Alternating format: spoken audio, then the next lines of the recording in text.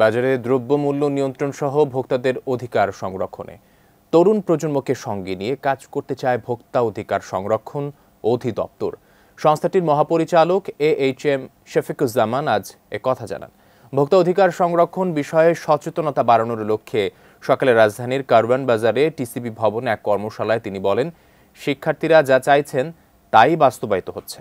বাজারে দ্রব্যমূল্যের অস্বস্তি নিয়ে শিক্ষার্থীরা সচেতন হওয়ার সমস্যার সমাধান হবে। এছাড়া সিন্ডিকেট, চাঁদাবাজি সহ সব অসঙ্গতির বিরুদ্ধে সম্মিলিতভাবে কাজ করলেই ভোক্তাদের অধিকার সংরক্ষণ করা সম্ভব হবে বলেও মন্তব্য করেন তিনি। পরে 400 শিক্ষার্থীকে ভোক্তা অধিকার সংরক্ষণ অধিদপ্তরের পক্ষ থেকে সার্টিফিকেট দেওয়া হয়।